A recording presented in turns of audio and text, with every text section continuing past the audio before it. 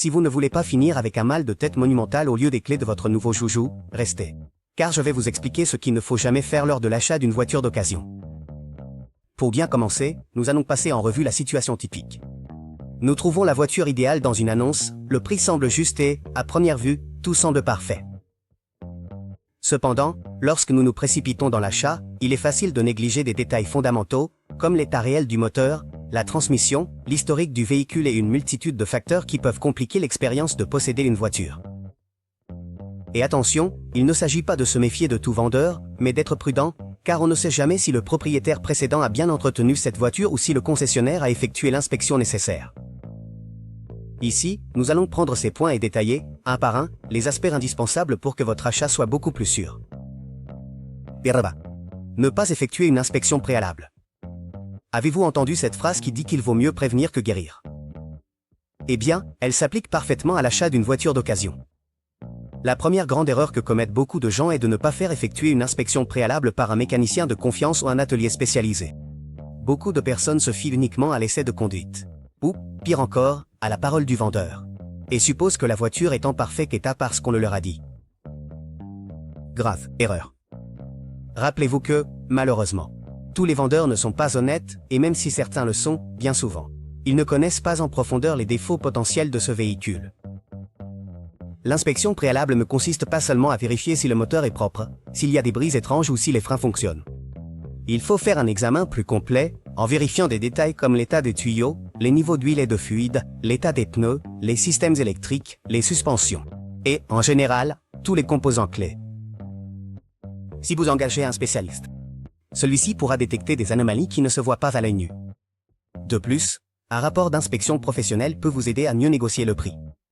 Car si l'on découvre que la voiture a besoin, disons, d'un changement d'amortisseur ou que le compresseur de la climatisation est défaillant, cela représente un coût supplémentaire que quelqu'un devra couvrir.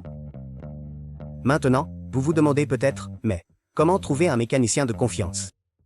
Parfois, vous n'avez pas besoin de chercher trop loin. Si vous avez un membre de la famille ou un ami qui s'y connaît en voiture, cela vaut la peine de l'inviter à voir le véhicule avant de l'acheter. Sinon, de nombreux ateliers proposent des services d'inspection payants et vous remettent un rapport détaillé avec leurs constatations.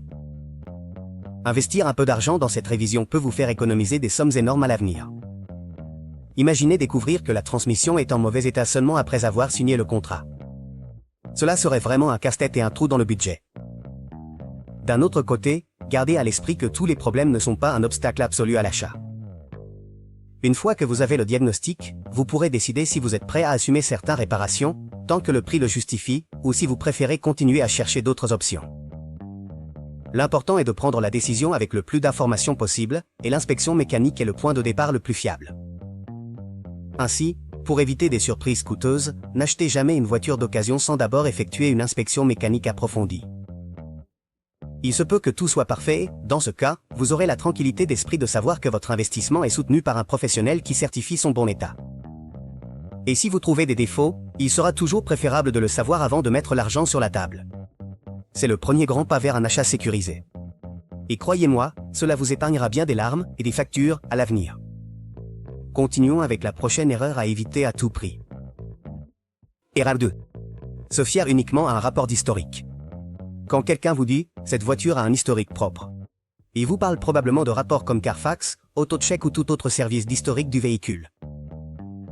Ces rapports sont très utiles car ils vous informent si la voiture a eu des accidents, si elle a été radiée à un moment donné, s'il y a eu des inondations ou tout autre événement important. Cependant, se fier uniquement au rapport d'historique et ne pas chercher d'informations par d'autres moyens peut être une grave erreur. Pourquoi? Premièrement, parce que tous les accidents ou réparations ne sont pas signalés aux compagnies d'assurance. Il y a des dommages qui peuvent être réparés sans générer de constat officiel. De plus, certains rapports peuvent mettre du temps à se mettre à jour ou même omettre des informations clés en raison de défaillances dans la collecte de données. C'est-à-dire qu'un historique vierge ne garantit pas à 100% que la voiture est réellement en parfait état ou qu'elle n'a pas eu d'événements qui n'apparaissent pas dans le document. Alors, que faire? En plus de vérifier l'historique, profitez des avantages d'Internet. Et une pratique intéressante est de googler le numéro de BIN. Dit quelle identification number ou numéro de série de la voiture. Avec cela, il arrive parfois que des annonces précédentes, des photos, des enchères de voitures endommagées ou toute trace que le véhicule a laissée sur le web apparaissent. Imagine la voiture est dans un grave accident. Et quelqu'un l'a réparée par ses propres moyens avant de le revendre. Peut-être que l'historique officiel ne le montre pas, mais il est possible qu'il existe des photos ou des publications antérieures de cette même voiture sur des forums ou des sites de vente de voitures accidentées. Avec une simple recherche en ligne, tu pourrais découvrir quelque chose que le vendeur ne t'a pas mentionné. Une autre source d'information très précieuse est les registres d'entretien, si le propriétaire les conserve.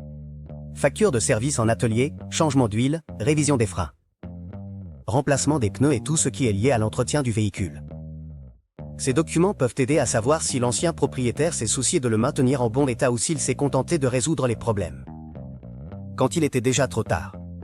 Rappelez-vous aussi que l'historique n'est qu'une des étapes d'un processus complet d'analyse. Un rapport immaculé ne sert à rien si, en examinant physiquement la voiture, nous trouvons des signes de réparation mal faite ou de rouille cachée dans des parties du châssis. C'est pourquoi il est une erreur de se fier uniquement à un rapport. Cela peut nous amener à négliger d'autres inspections plus détaillées et nécessaires. Erreur 3. Ne pas tester correctement le véhicule. Soyons clairs. Il ne suffit pas de faire un tour du pâté de maison pour savoir si une voiture d'occasion est en bon état. Beaucoup de gens, par gêne ou par précipitation, se contentent d'un trajet de quelques minutes et pensent que cela suffit. Erreur monumentale. Une voiture d'occasion doit être testée comme si elle allait vivre avec nous pendant des années. Qu'est-ce que cela signifie? La tester dans différentes situations, sur des routes avec des nids de poules, sur l'autoroute, à différentes vitesses et même en montée si possible. De cette manière, nous pourrons identifier des brises étranges, des problèmes de direction, des défaillances de la suspension ou de la transmission, et voir comment le véhicule se comporte dans différentes conditions de conduite. Lorsque vous êtes au volant, faites attention à la réponse du moteur lorsque vous appuyez sur l'accélérateur, à savoir si la voiture se sent stable ou non dans les virages et lors des freinages. Vérifiez également la sensation de la pédale de frein. Si vous ressentez des vibrations ou si la voiture tire d'un côté. Lors du freinage, cela peut indiquer des problèmes d'alignement, de disque ou de suspension. De même, vérifiez le volant. Tremble-t-il trop à une certaine vitesse?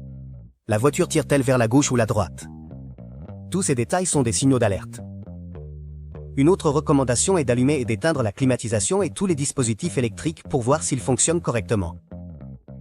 Testez les fenêtres, les serrures, les lumières intérieures, l'écran du tableau de bord et tout ce qui concerne le système électronique. Rappelez-vous qu'une panne dans ce domaine peut être coûteuse ou difficile à réparer, et il vaut mieux la détecter avant d'acheter le véhicule.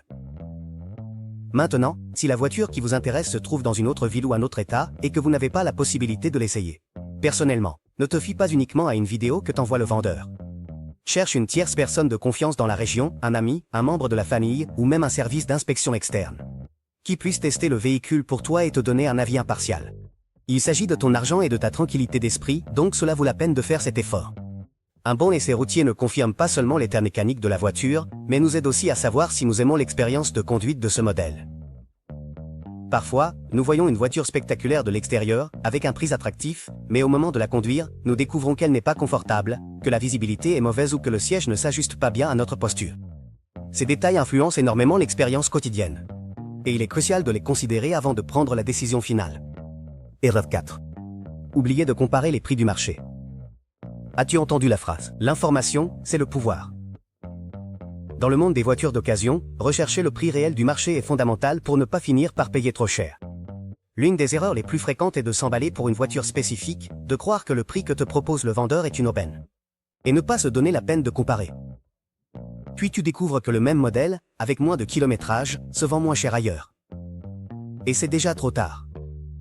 Pour éviter cela, la première étape est de consulter différents portails de vente de voitures en ligne et de filtrer par marque, modèle, année et kilométrage similaires. Ainsi, tu pourras voir quelle est la fourchette de prix pratiquée. Garde à l'esprit que les prix varient selon la région, l'état de la voiture, si elle a des extras ou non, et même la réputation de la marque dans ton pays. Si le vendeur te demande un montant bien au-dessus de ce que tu trouves sur le marché, tu as déjà des raisons de négocier. Ou simplement refuser l'offre s'il n'est pas disposé à l'ajuster. D'un autre côté, si tu trouves un prix trop bas, cela pourrait être un signal d'alerte. Parfois, des prix, des bonnes affaires, cachent des problèmes mécaniques sérieux ou des démarches légales compliquées, comme des amendes ou des dettes en suspens.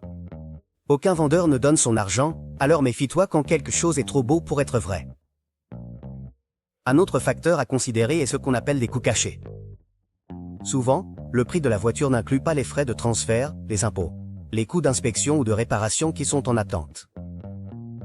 Demande toujours au vendeur ou au concessionnaire quels frais supplémentaires tu devras assumer. Certains concessionnaires essaient de vous ajouter des frais appelés frais de reconditionnement ou suppléments de préparation, en plus du prix de la voiture. Ne tombez pas dans ce piège. Si une voiture est mise en vente, on suppose qu'elle a déjà subi les réparations et les coûts nécessaires pour être en état d'être vendue. Comparer les prix du marché ne vous aide pas seulement à trouver l'offre la plus équitable, mais vous donne aussi des outils pour la négociation. Lorsque vous parlez avec le vendeur, vous pourrez lui dire « J'ai vu des voitures similaires à X prix sur des sites de confiance ». Ainsi, il aura plus de difficultés à gonfler la valeur sans justification. Et rappelez-vous que toutes les plateformes en ligne ne sont pas fiables à 100%. Donc l'idéal est de vous appuyer sur plusieurs sources pour avoir une vision plus claire. Enfin, n'oubliez pas que le prix n'est pas tout. Parfois, cela vaut la peine de payer un peu plus pour une voiture qui est en excellent état et avec un historique d'entretien impeccable, plutôt que d'économiser quelques dollars et d'investir ensuite beaucoup plus dans des réparations. L'important est que vous le sachiez à l'avance. Quel est le prix raisonnable dans lequel le véhicule se situe, pour que l'émotion de l'achat ne vous pousse pas à mal investir votre argent. Maintenant, parlons d'une autre erreur qui est souvent commise, qui peut nous coûter cher en désagréments futurs.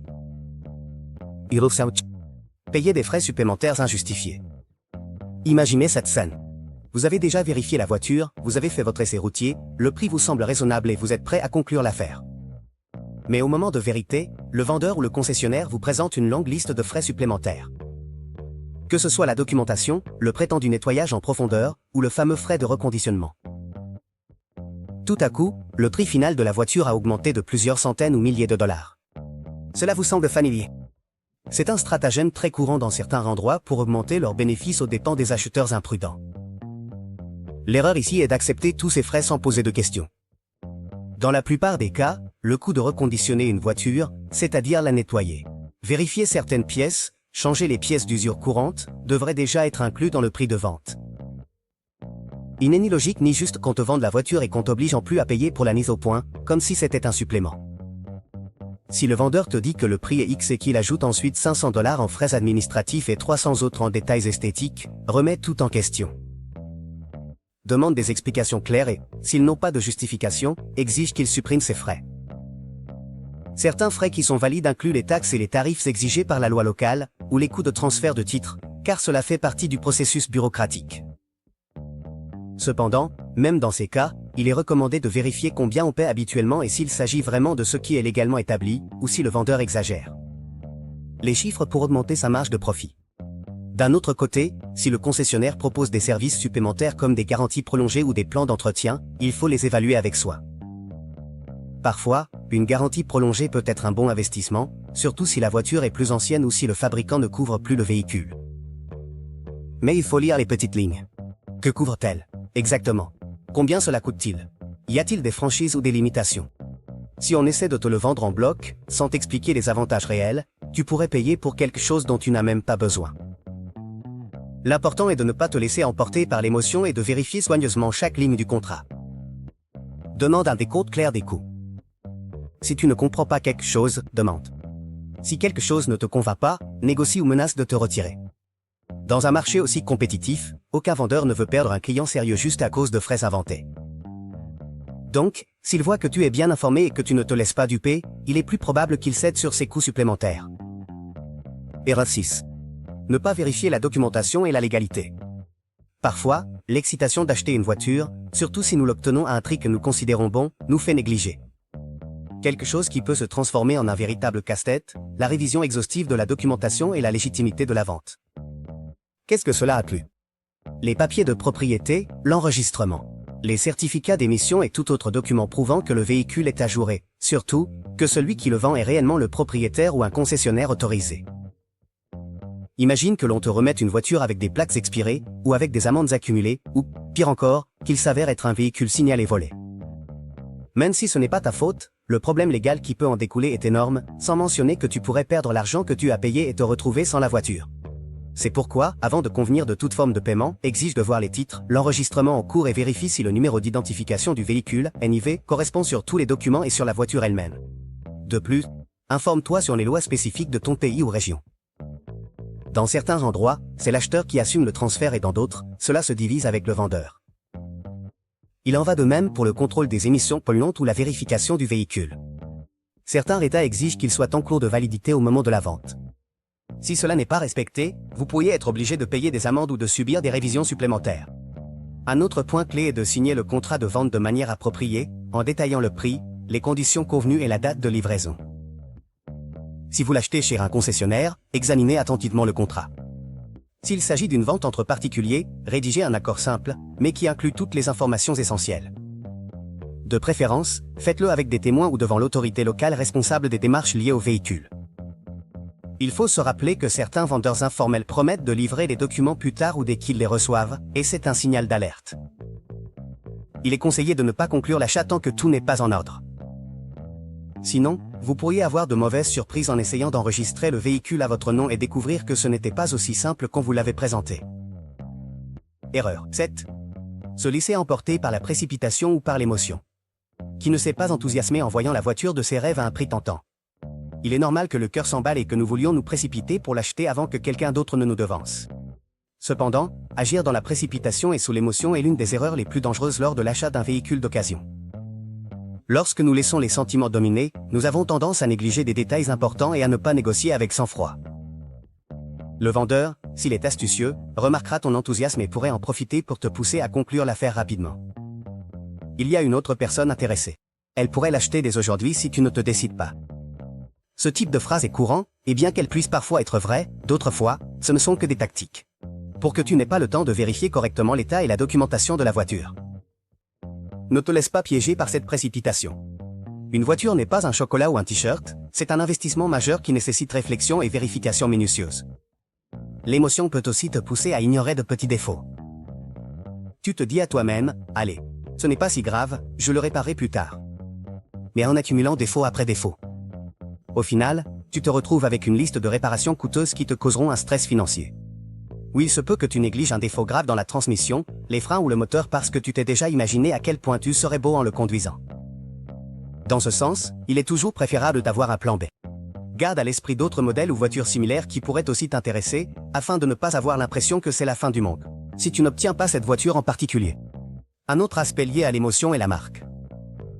Parfois, nous nous entichons d'une marque spécifique, sans considérer que le marché des pièces détachées est coûteux ou que la fiabilité de ce modèle, en particulier, n'est pas la meilleure.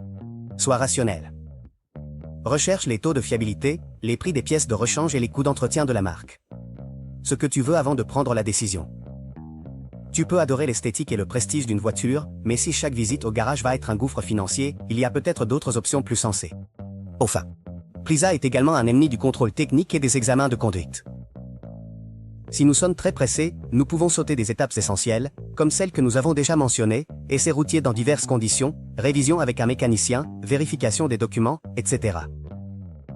Rappelle-toi que rien n'est plus coûteux que d'acheter précipitamment et de découvrir ensuite un problème qui ruine ton expérience ou te fait débourser plus d'argent. Si le vendeur ne veut pas te donner le temps nécessaire pour tout vérifier correctement, le mieux est de passer ton chemin.